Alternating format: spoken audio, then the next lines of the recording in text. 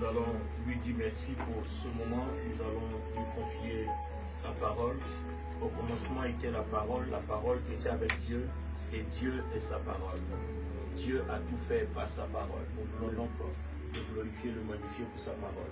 Ensemble, disons merci au Saint-Esprit de nous aider pour la parole qui nous permet d'entendre maintenant à la gloire de son nom, au nom de Jésus de Nazareth. Alléluia. Wow. Amen. Merci de vous asseoir. Ce matin, nous allons aborder un sujet. Je ne vais pas appeler ça un thème, mais plutôt un sujet. Et le sujet, c'est le sacrifice. Alors, nous avons une mauvaise interprétation du sacrifice. Le sacrifice n'est pas la douleur. Faire un sacrifice, ce n'est pas souffrir. Amen. Amen. Mais c'est tout autre. Alors, nous voulons avoir aujourd'hui la compréhension. Parce qu'aujourd'hui, le mot et le terme, si vous voulez, le verbe, enfin sacrifier, le mot sacrifice, tout ce qui l'accompagne fait peur. Parce que dans la pensée de l'être humain, faire un sacrifice, c'est consentir à se laisser aller dans une souffrance en vue d'accomplir quelque chose. Non, le sacrifice n'a pas forcément un rapport avec la douleur. Non. Alors, c'est pour ça qu'on va aller dans les Écritures. En quelques minutes, par la grâce de Dieu, on va expliquer. Quand nous entendons sacrifice selon Dieu, c'est quoi? Donc, on va bien voir le sacrifice selon les hommes et puis le sacrifice selon Dieu. Mais je peux parler du sacrifice selon le Seigneur. Je vais dans Genèse, le chapitre 1, lis-nous à partir du verset 31. Vous allez voir que toutes les versions bibliques sont unanimes sur Genèse, le chapitre 1, le verset 31. Toutes les versions sont unanimes. Dieu considéra tout ce qu'il avait créé. C'était très bon. Il y eut un soir, il y eut un matin. Ce fut le 6e jour. Bien.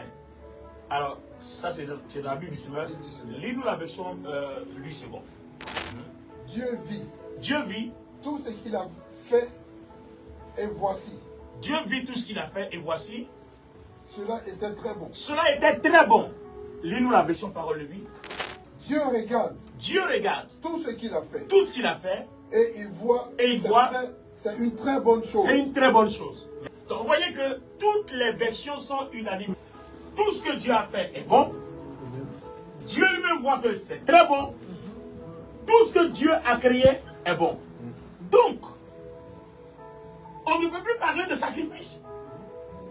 Ou bien, attends, Frédéric, tu fais une œuvre excellente, parfaite. Pourquoi parle-t-on de sacrifice? Si ce que Dieu a fait est bon, on ne peut pas nous demander de faire un sacrifice. Non, ça n'a plus sa raison d'être. Je veux dire, ça n'a plus un sens. Puisque tout est déjà très bon.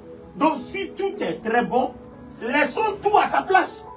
Donc là, vous voyez qu'on vient de toucher un point. Laissons tout à sa place, laissons tout tel que c'est, et laissons tout dans l'ordre du fait que tout est bon dès le départ. Mais attendez, tout est bon, ça répond à quoi? Donc quand Dieu décidait de créer les hommes, il a décidé que l'homme soit créé bon et très bon. Quand Dieu décidait de créer le ciel et la terre, il a décidé qu'à la fin, son produit sera bon et très bon. Quand Dieu a décidé de créer les animaux et tout, il a décidé que tout soit bon et très bon. Un exemple de tout est bon et tout est très bon. Dans le jardin d'Éden, les lions mangeaient ensemble avec l'homme. Les lions mangeaient ensemble avec les agneaux. Les loups mangeaient avec les béliers. Le serpent mangeait avec l'homme, mangeait avec tout le monde. Qu'est-ce qui a fait que tout n'est plus devenu bon? Le mal. Quand ce que Dieu n'a pas prévu dans l'ordre de la création est entré, tout est devenu très mal. Mal et très mal. Et de plus en plus mal. Donc c'est quelque chose qui fait que le très bon est dérangé et ça devient mal et même très mal. Qu'est-ce qu'il faut faire? Il faut enlever ce qui a fait que tout est devenu mal et très mal. Donc on va parler de sacrifice. Il y a un sacrifice à faire. C'est-à-dire il y a quelque chose à faire. Donc dans la vie de chaque enfant de Dieu, il y a bel et bien quelque chose à faire. Étant donné que le mal est entré dans l'homme, donc chaque jour dans notre vie, nous avons quelque chose à faire. C'est-à-dire enlever ce que Dieu n'a pas prévu. Tout ce qui peut faire que ce n'est pas bon, que ce n'est plus bon, que ce que Dieu a déposé dans ta vie n'est plus bon ou agréable, c'est ce qu'il faut enlever. Et c'est le fait de se donner la peine de l'enlever, alors qu'on sait que ça t'a été imposé par un ennemi, alors qu'on sait que ça ne sera pas facile, c'est pour ça que nous parlons de sacrifice. Donc en fait, le sacrifice, c'est d'abord faire un choix d'enlever ce qui est mal, ce qui dérange le programme de Dieu, ce qui fait que les choses de Dieu ne sont plus bonnes, c'est ce qu'il faut enlever. Donc le sacrifice, c'est faire ce choix-là. Amen. Amen. C'est faire ce choix-là. Bien. Alors, pourquoi on l'appelle aussi sacrifice? Pourquoi faire ce choix-là s'appelle sacrifice? Je vous explique. Vous vivez dans une famille. Au moment où vous naissiez, votre papa est un grand planteur, il a les moyens. Un ministre, un député, un grand fonctionnaire, un homme d'affaires, il a les moyens. Tout est très bon à la maison. Tu as le petit déjeuner, tu as le déjeuner, tu as tout ça. Donc vous voyez que vous avez, dès votre bas âge, acquis des habitudes. Vous êtes nourri, logé, blanchi, vous mangez, vous avez le petit déjeuner et tout. D'accord? Et puis, il s'avère que votre papa meurt ou bien votre maman meurt. Ça change les données. Et donc, quand les données changent, tout commence à devenir très mal parce qu'il n'y a plus personne pour pouvoir au petit déjeuner, il n'y a plus personne pour donner, il n'y a plus personne pour faire ci, il n'y a plus personne pour faire ça. Donc, il va falloir ramener l'ordre des choses. Et pour ramener l'ordre des choses, signifierait qu'il faut ramener le papa à la vie pour qu'il y ait les moyens. Mais le papa ne peut plus revenir à la vie. Donc, si le papa ne peut plus revenir à la vie, qu'est-ce qu'il va falloir faire? Il va falloir se battre pour trouver une autre circonstance pour que les choses soient comme si le papa ou la maman était là. En ce moment précis, nous allons parler de quoi? Sacrifice. Mais entre-temps, les habitudes acquises pour se déplacer, c'est-à-dire pour quitter notre confort habituel, pour aller maintenant grouiller dans la débrouillardise, dans la bataille, pour ramener le premier ordre, il va falloir que tu abandonnes quelque chose et que tu t'adaptes à un autre principe. Ça s'appelle sacrifice. Alors, je reviens maintenant dans notre vie chrétienne. Regardez. On était habitué dans le monde à voler. On était habitué à tricher. On était habitué à faire ce qu'on a envie de faire parce qu'on était dirigé par aucune règle biblique ou spirituelle morale. On faisait ce qui nous semblait bon. Et puis on se rend compte que, de par ce modèle de vie, notre vie a un problème parce que si nous mourons, nous ne serons pas sauvés, c'est l'enfer. Parce que nous savons tous, même celui qui n'est pas chrétien sait que après la mort, il y a toujours une vie. Sinon, même les païens ne diraient pas que tel est mort, on l'a vu quelque part d'autre. Donc, si les païens sont conscients que quand on meurt, on peut te voir quelque part d'autre, ça veut dire qu'en fait, ils savent bien que quand on meurt, il y a notre esprit qui vit. Donc, c'est le corps qu'on a abandonné, mais notre esprit vit toujours. Et c'est d'ailleurs la raison pour laquelle le Christ est venu, pour que cette vie-là, nous l'ayons, mais en bonne et due forme. C'est-à-dire, Dieu va te donner un autre corps, et tu auras ton esprit, mais dans un autre corps qu'on appelle un autre corps glorieux, et tu vas continuer à vivre comme si tu étais toi-même. Donc, à partir du moment où cette expérience-là est compromise, il va falloir que nous changeons de façon de faire. Vous voyez? Alors, quand nous arrivons dans le Seigneur, on te demande d'abandonner ce que tu faisais avant. Donc, il va falloir sortir d'un confort pour entrer dans un autre confort. Entre les deux, vous vous rendez compte qu'il y aurait un sacrifice. Parce qu'il y a une décision, il y a un choix à faire. Donc, vous perdez quelque chose et puis vous gagnez une autre chose. Donc, entre ces deux balances, à quel moment est-ce que je vais acquérir encore l'autre habitude? Donc, pour passer de mon confort de voleur, d'impudique, escroc, pour arriver à une vie de sainteté, une vie de pureté, jusqu'à ce que je m'habitue à la vie de pureté, il y a forcément une souffrance et une galère que je vais ressentir. Et ça s'appelle le sacrifice. Donc, si je ne suis pas conscient que j'ai un sacrifice à faire, ma marche avec Dieu devient compliquée. Donc, vous voyez que le sacrifice n'est pas perçu ici comme une douleur, mais c'est perçu ici comme un choix à faire parce que je marche dans quelque chose qui va être pour mon bien. Donc vous voyez que tout sacrifice a toujours au bout une retombée qui est quoi? Pour notre bien. Quel homme d'affaires qui dépense pour payer? Quand tu vois un homme d'affaires dépenser 1 milliard, celui qui ne connaît pas les affaires va dire qu'il est bête. Mais en fait, il a dépensé 1 milliard pour gagner 10 milliards.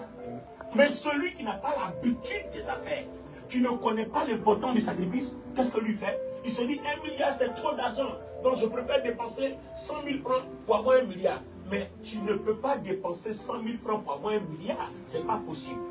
Tu es obligé de dépenser 1 milliard pour avoir 10 milliards. Ou bien 1 milliard pour avoir 2 milliards, ou 1 milliard pour avoir 3 milliards. Mais quand tu dépenses 100 000 francs pour avoir 1 milliard, à quelle année tu auras tes 1 milliard? Peut-être que tu vas mourir avant que tes 1 milliard n'arrive. Et puis encore, faudra-t-il que tes enfants sachent assurer ta succession pour que ces 1 milliard arrive un jour. C'est ça, c'est ça. Continuer dans la logique dans laquelle tu étais. Parce que c'est un projet, je dépense 100 000, mais pour avoir 1 milliard sur 100 ans, je serai déjà mort. Qui va assurer ta vision? Le sacrifice que tu as consenti pour sortir d'une habitude, d'un modèle de vie, d'un mode de vie, pour arriver à ton modèle de vie où tu as 100 milliards, toi seul tu connais où tu t'en vas. Donc tu as fait un choix, je préfère me battre, je préfère payer le prix pour atteindre 1 milliard sur 100 ans et je serai en paix. Donc voilà une résolution que tu as prise. Donc vous voyez, c'est exactement la même chose. Hein? Donc vous comprenez que vous ne pouvez pas dépenser peu pour gagner beaucoup. Il faut dépenser beaucoup pour gagner beaucoup. Alors si vous dépensez peu, vous gagnerez peu. Et c'est la même chose que la Bible dit. Si tu sèmes peu, tu moissonneras peu. Mais si tu sèmes abondamment, tu moissonneras abondamment. En fait, la vie que nous vivons là, la Bible est un témoignage. La Bible nous montre le témoignage de tout ça. Tu sèmes peu, tu moissonnes peu. Tu sèmes abondamment, tu moissonnes abondamment. Alors, je continue dans la logique de mon analyse sur le sacrifice. Donc, Dieu crée tout. Tout est bon. Frédéric est bon. Je suis bon. Tous les hommes créés par Dieu sont bons. Cependant, il y a quelque chose que nous devons enlever du bon et qui a fait que tout n'est plus bon. Donc ce choix-là, nous devons être conscients que c'est déterminant pour revenir au modèle bon. Donc en fait, on vit pour revenir au modèle bon. Je ne sais pas si quelqu'un comprend ce matin. Oui. Nous vivons pour revenir au modèle bon. Donc Christ est venu faire son sacrifice à la croix pour que toi et moi, on revienne au modèle bon. Amen. Donc le sacrifice d'abord, avant d'être un acte physique visible, il est d'abord un acte moral et un acte conscient. Si vous ne le percevez pas comme un acte moral et conscient, vous le percevrez comme une souffrance. Alors, quand on va revenir sur le cas du Seigneur Jésus, parce que je viens de toucher un point sensible, acte moral conscient, pour ne pas le percevoir comme une souffrance. Dites-moi, le Seigneur Jésus-Christ ne savait-il pas qu'il allait à la croix? Ben oui. Mais dites-moi, il savait que c'était douloureux, non? Mais pourquoi il y est allé? Vous n'avez pas vu qu'à un moment il dit, Père, si tu pouvais seulement éloigner. Il était conscient de la douleur. Mais pourquoi il avait la force d'y aller? Pourquoi il pouvait avoir la force de braver cette douleur? Parce que après ce sacrifice à la croix, la douleur finit pour de bon. Amen.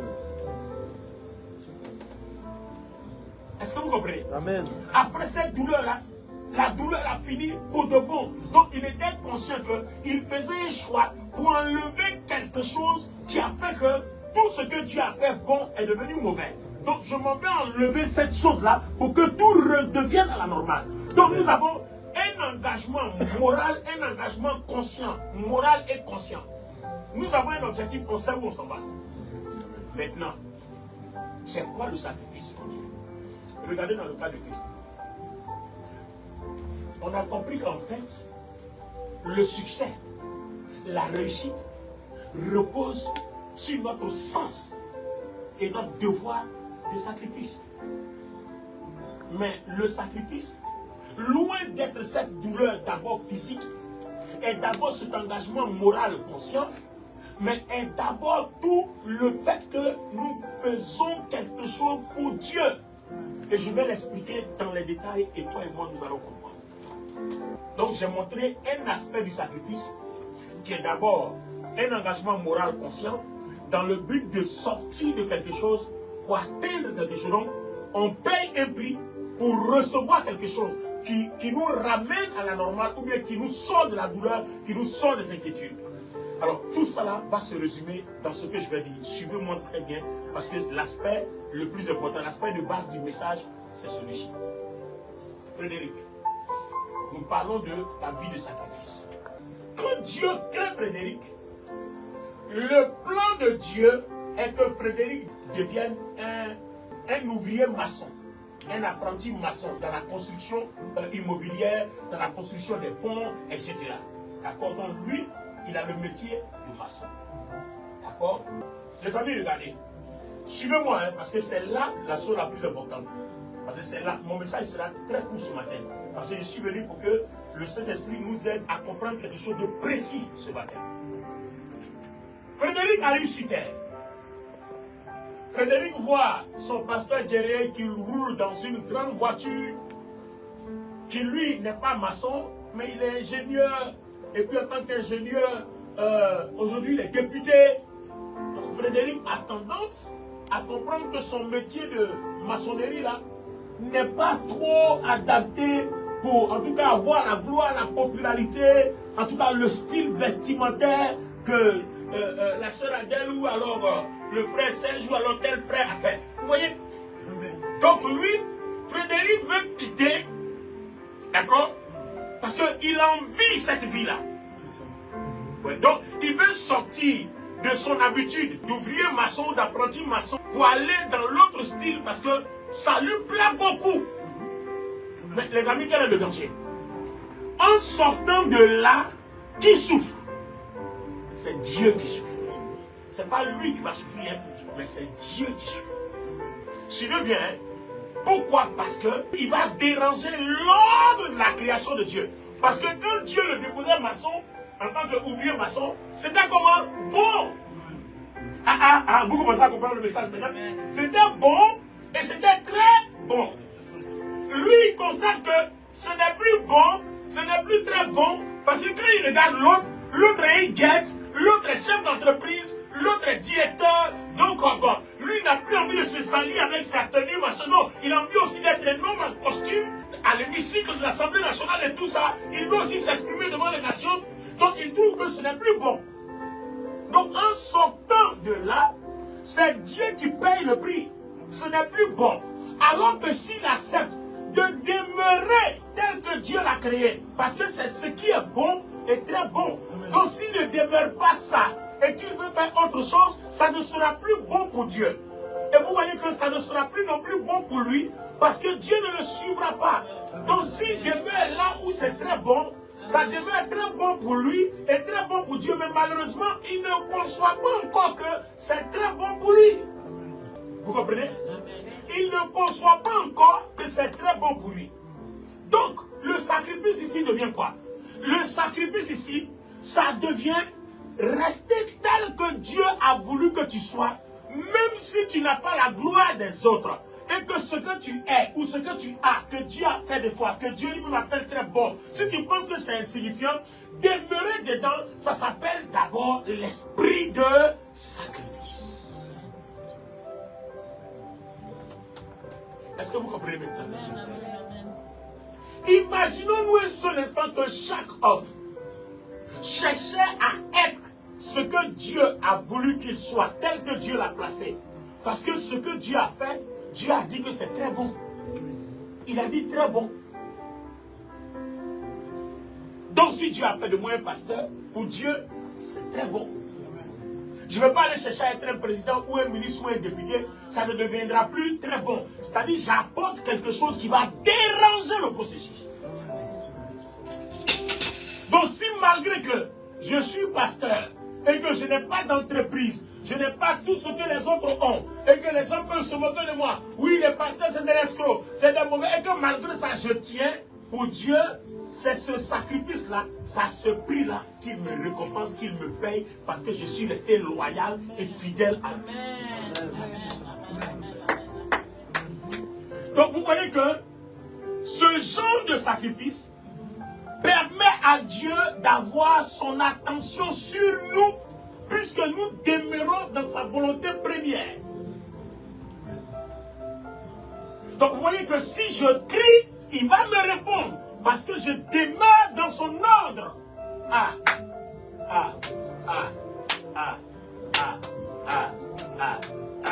Est-ce que vous commencez à comprendre maintenant le message? C'est ça le but du message. Si je dis Seigneur, aide-moi, il va m'aider. Pourquoi? Parce que je suis resté fidèle à son ordre. Et ce ordre-là, quand il me crée, il m'a dit que tout est bon. Et je suis resté tel qu'il a dit bon, du début jusqu'à la fin. C'est pour ça qu'il me récompense. Tous les jours quand je crie, il m'écoute. Tous les jours quand je l'appelle, il est là. Parce que quoi? Ce but-là répond aux besoins de Dieu.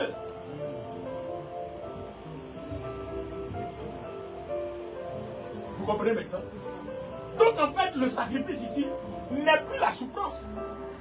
Ça devient une fidélité à l'ordre établi par Dieu. Et cette fidélité-là est journalièrement récompensée. Chaque jour, Dieu se souvient de toi. Chaque jour, Dieu veille sur toi. Chaque jour, Dieu a les regards sur toi. Chaque jour, Dieu est avec toi. Pourquoi? Parce que ta fidélité lui permet, lui Dieu, d'avancer sur la terre.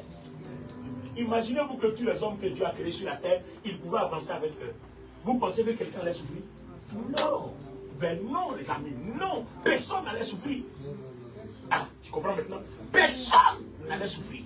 Mais nos envies, le fait qu'on veuille ressembler à X, le fait qu'on veuille ressembler à Y, l'autre artiste, ça marche. Mais peut-être que toi tu es artiste, mais toi on ne t'a pas demandé de faire du rap. Toi tu es artiste, on te demande de faire du reggae.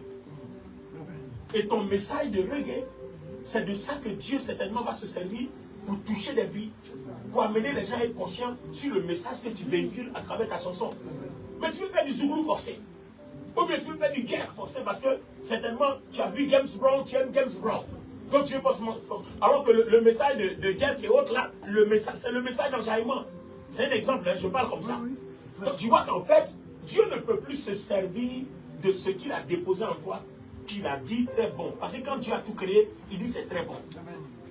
Il crée Jérémie, on est dans Jérémie chapitre 1. Il dit, depuis le sein de ta mère, je t'avais établi et consacré prophète des nations. Vous voyez, tu feras ci, tu feras ça, tu feras telle chose, tu feras telle chose. Mais vous pensez qu'à chaque personne d'entre nous ici, avant que Dieu nous crée, il ne nous a pas établi quelque chose? Ben oui. Et c'est cette chose-là, c'est cet établissement-là, c'est de ça que je parle. Dieu a dit que c'est bon et Dieu a dit que c'est très bon. Quelqu'un ne parle pas bien. Il a dit que c'est bon et il a dit que c'est très bon. Donc le fait que ça t'arrange ou ça ne t'arrange pas, si tu ne quittes pas là, que tu restes là, ça s'appelle le sacrifice. Donc toutes les personnes qui ont cet esprit de sacrifice, c'est des personnes que Dieu n'ignore jamais, Dieu n'oublie jamais. C'est des personnes que Dieu récompense toujours. Et il va veiller à ce que tu ne manques de rien. Amen.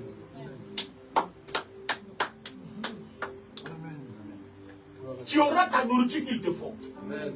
Tu auras ta santé qu'il te faut. Amen. Tu auras la force qu'il te faut. C'est vrai, tu n'en auras pas en opulence comme les autres qui donnent dans les châteaux. Mais tu es bien, tu te sens bien et tu es bien. Et Dieu dit, c'est très bon. Donc il t'a regardé et puis il a dit pour toi là, c'est très bon. Et puis il a regardé l'autre qui est dans le château, il dit c'est très bon. Parce que son château et sa vie répondent à un but divin. Et toi aussi, ton petit appartement dans l'immeuble là-bas répond à un but divin. Ton studio dans cet immeuble-là ou alors dans cet endroit-là répond à un but divin.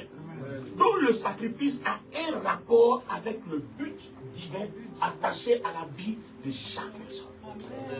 Donc quand notre vie s'éloigne du but divin, la souffrance commence. Voilà le message que Dieu voudrait que notre Église source de vie, chantier divin de Pinay-sur-Seine, et puis les internautes qui nous regardent comprennent. Chaque être humain, sa bénédiction, sa gloire répond au but divin attaché à sa vie depuis le commencement. Et Dieu dit que c'est très bon.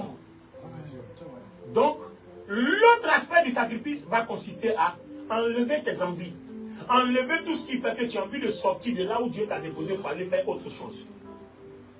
Et même dans notre milieu pastoral, ça existe, hein, à votre avis.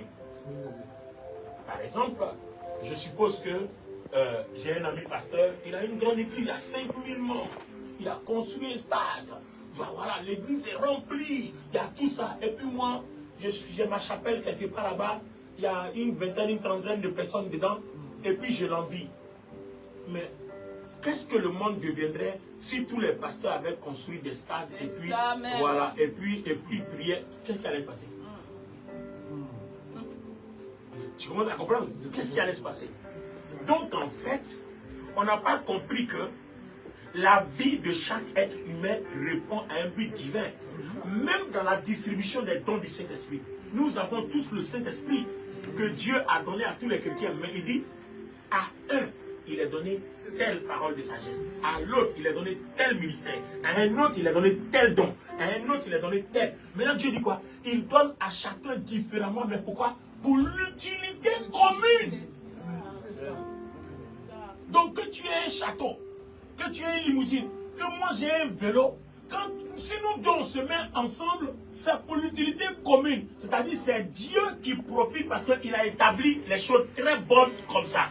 Et le fait de les accepter et de marcher dans cette volonté de Dieu là, ça s'appelle le sacrifice.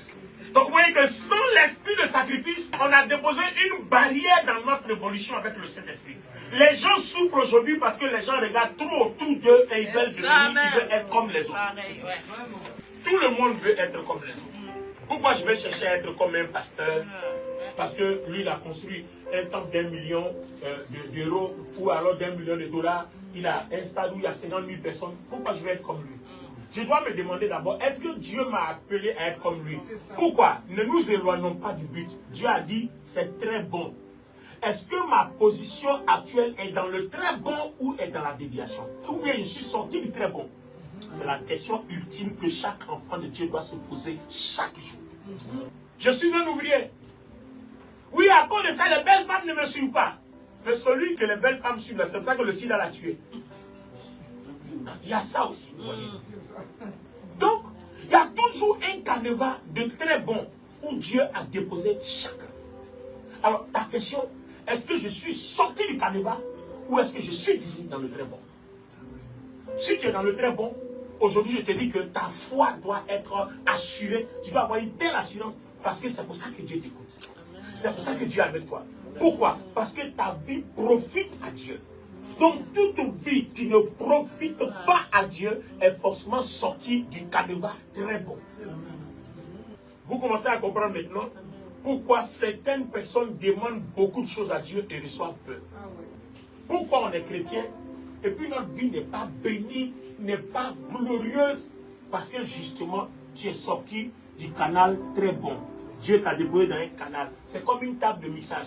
Quand tu prends un micro, un instrument, chacun a son canal, chacun a sa piste. On peut monter le micro de l'autre, on peut monter le son de l'autre, on peut abaisser le son de chacun. Donc la vie, là, Dieu nous a créé comme une table de mixage. Chacun est une piste. Donc il y a des pistes où Dieu monte. Quand Dieu monte, c'est que c'est pour son but divin. En fait, ça doit satisfaire à son besoin. Quand Dieu descend, en fait, il ne te rabaisse pas. Mais ton rabais, là, c'est pour que lui soit glorifié. C'est pour ça qu'il se souvient de toi. Il t'a rabaissé pour que lui, Dieu, l'acclame. C'est pour ça qu'il se souvient de toi. Ce message est fort, hein, le sacrifice.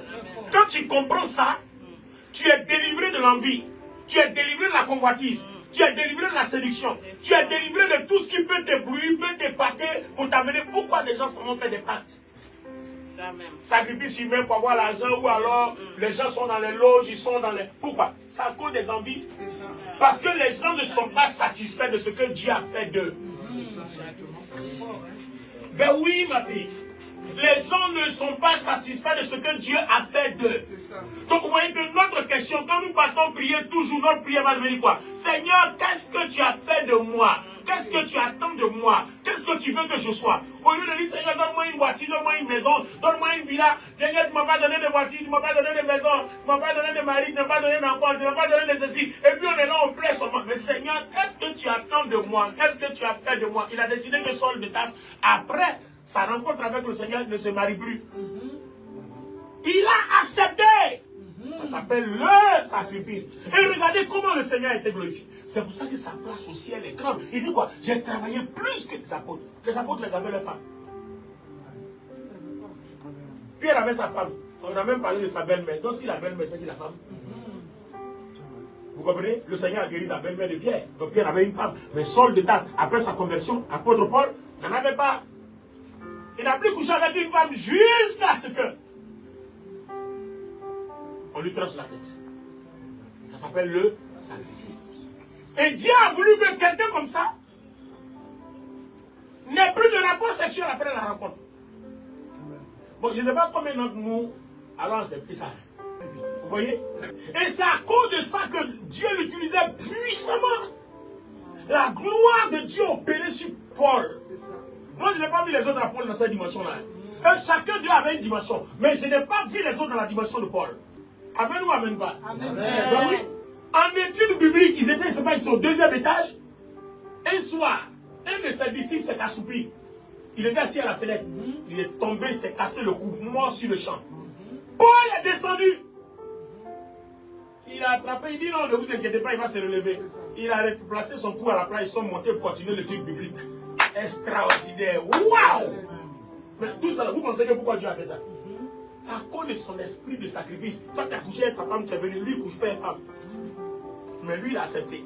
Toi-même, malgré ta femme, elle, à laquelle tu couches là, tu es bien, mais à cause de l'argent que Dieu t'a pas donné là, tu n'es pas satisfait, donc tu goûtes. Or, lui-même, là, lui n'a même pas ça. Non seulement il n'a pas l'argent, non seulement il n'a pas de femme. Regardez Paul, il dit, je viens ici, occupez-vous de moi, j'ai besoin qu'on me donne tel argent. Voilà quelqu'un qui repart les coups des gens, il ressuscite les morts, mais il demande l'argent aux gens. Ça s'appelle le sacrifice.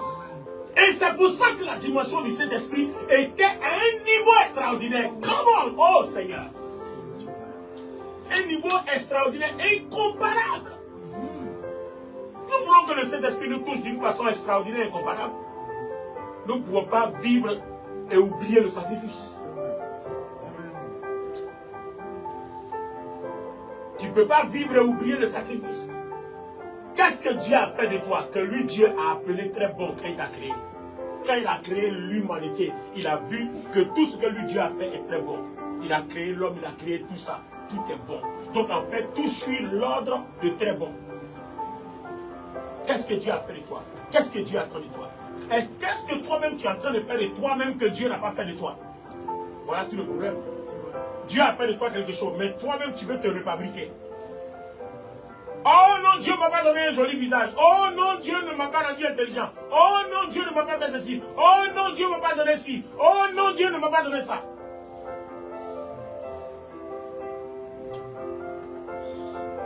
Mais les femmes qui ont joli visage, qui ont joli forme là, elles n'ont pas duré sur la terre. Parce que beaucoup de garçons les ont poursuivis. Elles n'ont pas eu la paix jusqu'à ce qu'ils se sont donnés de garçon en garçon. D'autres n'ont pas eu longue vie. Toi-même, la bonne dit merci au Seigneur que tu es resté ce que tu es là parce que tu n'as pas été joli comme tout le monde. Au moins, tu as été préservé. Et aujourd'hui, tu commences à retrouver une vie de gloire. Celles qui sont sorties comme des sirènes là n'ont pas duré son mort. Elles sont mortes parce que tout simplement, leur vie a été dérangée chaque jour, poursuivie et courtisée par des milliers. Elles n'ont pas pu tenir. Parce que chacun vient et présente. Bon, moi, il donne 1 million. L'autre vient et donne 10. L'autre vient et donne 20. À un moment donné, tu retrouves 3 ou 4, 5 gars, 3 ou 4, 5 copains, 3 ou 4, 5 hommes. Et puis il y a un qui fait rentrer une maladie. Si là où est parti pour quelque chose, et puis après c'est la mort. Est-ce que vous comprenez? Alors que toi, comme ta beauté est mi-figue, mi-raisin, bon, il n'y a pas beaucoup qui passent. Mais si tu veux envier celle où beaucoup passent, on lui donne beaucoup d'argent, ta vie aussi va être abrégée comme pour elle. Donc vous voyez que le manque de sacrifice fait que soit on a perdu la vie de toi, ou soit on a perdu beaucoup de choses, ou soit notre vie a été abrégée, limitée. Et le Saint-Esprit n'a pas eu l'impact qu'il devait avoir dans notre vie. Ce message-là est bouleversant. Ça fait réfléchir. Et ça fait que ça change notre configuration, notre façon de prier. Seigneur, qu'est-ce que tu as fait de moi-même? Qu'est-ce que tu trouves très bon dans ma vie depuis lors de la création? Qu'est-ce que tu as décidé? Et ça, chacun de nous doit comprendre ça. Alors je voudrais que toi et moi, on prie ce matin. Ça doit changer ta vie de prière. Oh, oh Seigneur, j'ai besoin, oh Seigneur, tu ne m'as pas donné la gloire. Les païens sont riches, les païens sont merveilleux, les païens sont ceci. Seigneur, qu'est-ce que tu as fait de moi? Tu as fait quelque chose que tu trouves très bon. Depuis, je n'étais même pas encore sur la terre, dans le sein de ma mère, comme Jérémie, tu as trouvé très bon. Seigneur, quelle est cette chose-là? Permets que je m'attache à ça. Je connais des vendeurs de charbon qui sont devenus millionnaires. Je connais une femme vendeuse à Tchéké qui a construit un immeuble à Tchéké, à Loko. C'est devenu entreprise, c'est devenu grand restaurant dans l'avenir. Pourtant, si elle avait négligé, qu'elle avait voulu être comme les autres qui sont déjà au ministère, mais elle allait perdre. Il y a une destinée qui est tracée. La fidélité dans ce que Dieu veut que tu sois produit toujours une récompense parce que le Saint-Esprit est attaché à toi à cause de ce que ta vie obéit, respecte, fidèle et loyale à l'ordre de la création que Dieu a inséré à ta vie. Tu n'es pas frustré parce que Dieu ne t'a pas rendu milliardaire. Mais tu es heureux parce que Dieu est avec toi. Amen. Il te donne la santé, il te donne la paix. Amen. Tu veux manger du pain, tu peux l'acheter. Même si tu ne manges pas le pain des Champs-Élysées, mais au moins tu manges le pain de ton quartier. Amen. Mais attends, c'est le même pain. C'est ça le sacrifice. Être là où Dieu veut que tu sois. Faire ce que Dieu veut que tu fasses. Accepter ce que Dieu t'a donné. Et puis te laisser conduire où Dieu t'envoie, où Dieu te conduit. Pour que Dieu réalise en fait le but divin, son projet attaché à ta vie. Le simple fait de te laisser utiliser comme ça, là, ce sacrifice-là, c'est pour ça que Dieu fait de toi la personne agréable que tu es. Tiens-toi debout. Amen. Je veux prier pour toi. Quand je vais finir cette prière ce matin, Dieu va te faire la grâce de te repositionner selon l'ordre de sa création. C'est-à-dire, au tout premier début, ce que Dieu a fait de toi, qui lui a permis de dire que c'est bon, et même très bon. Regardez un peu moi mon témoignage, le travail que j'ai fait aujourd'hui. Bon, mes enfants spirituels, ils savent, j'ai plusieurs fois rendu ça. Quand Dieu m'avait appelé, je n'étais pas prêt d'accepter parce que quand je vois la vie des autres pasteurs, franchement, je n'étais pas intéressé à être pasteur. Parce que j'étais au lycée de Saint-Pédro en Côte d'Ivoire, et puis il y avait des pasteurs qui passaient saluer mon oncle, et puis fallait qu'on leur donne à manger, qu'on fasse ceci. Donc quand tu regardes ça, et puis toi-même tu te dis Dieu t'appelle, tu as l'impression que c'est la même chose que tu vas reproduire. Mais à un moment donné où tout était coincé, où j'étais obligé de faire ce travail-là, c'est un jour, j'entends la voix de Dieu qui dit, va voir mon serviteur Campus Ebenezer. Et ça, je n'oublierai jamais cette grâce que Dieu m'a faite. En fait, quand Dieu t'appelle quelque chose, il y a une voie, il y a un chemin. Il faut que Dieu te guide. Parce que ta gloire, ta paix, ta joie, ton abondance, que ce soit gloire financière, gloire matérielle, gloire, tout ça là, ça se trouve dans la chose. Mais il faut savoir cultiver ce que Dieu... Parce que quand Dieu dit c'est très bon, c'est qu'il y a quelque chose de glorieux dedans. Même si toi tu te trouves petit, c'est parce que peut-être tu n'as pas encore développé ou bien découvert comment développer l'aspect glorieux dans ce que toi tu trouves petit. Alors que Dieu, lui qui est grand, il dit que c'est très bon. Mais tu n'as pas encore découvert quelque chose. Mais quand j'ai prié, puis Dieu m'a dit, va voir mon serviteur Campus Ebenezer, il te dira ce que tu dois faire. Et c'est là qu'il va me dire, Dieu me dit, il t'a créé pour le service, c'est-à-dire il t'a créé pour être pasteur. Parce qu'à l'époque, j'avais eu une opportunité, vous savez, à l'époque, là je parle d'une affaire, il y a au moins 35 ans en arrière, c'est pas là maintenant, 35 ans, je suis de la génération 89-90, donc il y a au moins 35 ans en arrière dans le ministère. À l'époque, j'avais eu, il y a un truc qu'on fait là, Et puis on t'envoie une carte, avec ça tu peux avoir un visa pour aller aux États-Unis. Voilà. Non, c'est même pas la loterie même. C'était un autre truc, c'est avant que la loterie prenne de l'ampleur. Voilà. Il y a 30, je parle de 30 et quelques années en arrière. Donc c'est un truc jaune comme ça. Et puis il y a un métier dessus. Donc quand une entreprise t'envoie ça des États-Unis, tu peux prendre ça là à l'ambassade pour te donner un visa. Pour te permettre d'aller là-bas, tu travailles pour eux et puis tu fais ce que tu as fait. Beaucoup de personnes sont parties comme ça. Donc, moi j'ai grouillé et puis j'ai eu ça. Donc je devais maintenant faire remplir toutes les formalités et puis partir. C'est là que j'ai reçu l'appel. Donc mon papa, Kakou Séverin me dit, paix à son âme, nous rendons gloire au Seigneur pour tout ce qu'il fait. Il me dit, je ne lui ai pas dit, hein. Il me regarde et puis il me dit, tu vas aller aux États-Unis. Bon, tout de suite j'ai compris que c'était Dieu. Parce que je ne lui ai pas dit ça. Il me dit, tu vas aller aux États-Unis. C'est là-bas que tu veux poursuivre tes études. C'est là-bas que tu comptes réussir. Dieu dit que tu es né pour le servir. Et puis tu dois commencer maintenant. Il dit, aïe, donc je dois arrêter les études. Il dit, Dieu dit que tu dois commencer maintenant. Aïe. Donc là où je suis là, je dois commencer le ministère maintenant. Il dit, Dieu dit que tu dois commencer maintenant. Tu n'avais pas encore fait d'école biblique. Il n'avait rien fait. Dieu dit de commencer maintenant. Amen. Ah. Je vais commencer, c'est pas prêcher, c'est rien fait. Hé, petit, Dieu dit de commencer maintenant. Tu vois ma figure là? Donc, il y a une partie de ce qu'il dit qui est vrai, parce que les informations qu'il me donne, je ne lui ai pas dit ça. Mais ce qu'il est en train de dire ensuite là, ça ne m'arrange pas. Il dit si tu veux, mets Dieu à l'épreuve, essaie. Va aux États-Unis, hein, avec ton ticket que tu as eu là, va faire tes demandes, vas-y. Mais arrivé là-bas, là, tu vas échouer, tu seras un grand vagabond. Mais quand tu vas commencer à faire l'œuvre de Dieu, c'est l'œuvre de Dieu là qui va t'envoyer aux États-Unis.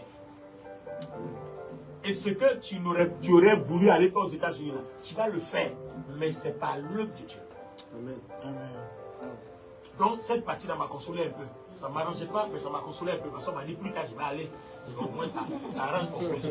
Donc ça m'a consolé un peu. Et quand je suis sorti, j'ai commencé. Mais quand j'ai commencé, c'était dur. J'ai mendié la nourriture. J'ai dormi dehors dans la carcasse de voiture. Pourtant, il y avait une prophétie lourde, agréable. Enfin, maintenant, je suis en train de vivre le côté amer. Et je suis resté dans ce sacrifice-là. Pourquoi? Parce que je veux rester dans l'ordre de la création attaché à ma vie. Il dit, il veut que je sois pasteur, donc je dois commencer. Et quand j'ai commencé là, voilà ça. Donc, si je dis, je n'accepte pas, c'est que je n'ai plus l'esprit de sacrifice. Donc, vous voyez que le vrai sacrifice que Dieu attend de nous là, c'est ce que Dieu veut qu'on accepte venant de sa part, venant de sa volonté. Mais encore, faudra-t-il que ça te soit clairement élucidé. Il faut que tu saches clairement ce que tu as à faire. Vous voyez que ça change notre vie de prière. Donc notre vie de prière doit plutôt consister à ça que d'aller demander. Tu t'en vas demander des choses qui ne sont pas inscrites dans l'ordre de la création, qui ne sont pas très bonnes pour toi selon Dieu. Si tu demandes des choses, Dieu ne va jamais te les donner. Donc une fois que tu sais le but pour lequel tu vis, tout ce que tu vas demander pour ce but-là, pour Dieu, c'est très bon pour toi. Amen. Et c'est comme ça que d'autres ont tout sur cette terre. Amen. Mais aujourd'hui, pour ceux qui me connaissent, aujourd'hui je vais aux États-Unis, je vais partout tranquillement. Les études que j'ai abrégées pour servir Dieu, aujourd'hui je vous parle, j'ai à mon actif 4 doctorats. J'ai fait une soutenance de thèse de 2 doctorats en même temps en 2016. En 2018, un PhD en philosophie des religions. Et en 2021, décembre 2021, j'ai eu un doctorat en histoire et en sciences bibliques. Avec 4. Donc en fait, c'est dans servir Dieu là, tout ça était sur mon chemin. Donc moi je pensais qu'il fallait aller à l'école, devenir un ingénieur ou un professeur ou devenir un avocat ou quelque chose. Alors que voilà quelque chose, tout est sur le chemin. Alors je veux prier pour toi. Pour que Dieu se révèle à toi. Lève la main. Seigneur, merci. Nous te remercions de ce que tu permets qu'à partir d'aujourd'hui, notre vie de prière change. Tu as appelé chacun à quelque chose. Et nous prions que tu fasses que notre vie de prière soit consacrée à avoir la révélation et à demeurer dans ce que tu as décidé que nous soyons, que nous fassions tous les jours. Je prie que ceux qui nous suivent, je prie que ceux qui sont dans cette salle, aujourd'hui connaissent cette transformation. Accompagne-nous, Seigneur. Bénis-nous et permets que notre vie soit un témoignage attaché à l'ordre de la création. Que notre vie soit une vie de sacrifice qui obéit à ton but et qui fait que sur le chemin, nous avons tout. Voici mon témoignage que j'ai partagé avec tes enfants. Je prie que quelqu'un qui est dans le même cas que moi expérimente cette grâce et cette gloire. Nous bénissons ton nom au nom de Jésus-Christ notre Seigneur et nous disons Amen. Amen fort. Donne-moi un amen très fort. Donne-moi un amen très puissant. Gloire à Dieu. Alors que Dieu vous bénisse. Je vous avais dit que ce témoignage, ce message allait t'amener à penser autrement, à voir Dieu autrement. Dieu n'est pas méchant, Dieu n'est pas mauvais, mais c'est nous qui ne savons pas comment marcher avec lui et comment le servir. Et je crois qu'aujourd'hui, Dieu donne un cap. Voilà. Pour que notre vie de prière, tu vas toujours avoir envie de prier jusqu'à ce que tu connaisses le but. Amen. Voilà, jusqu'à ce que tu connaisses le sacrifice que tu dois faire, que ce but-là, en glorifiant Dieu, glorifie aussi ta vie et que tu aies tout sur le passage. Amen. Que Dieu vous bénisse. Amen.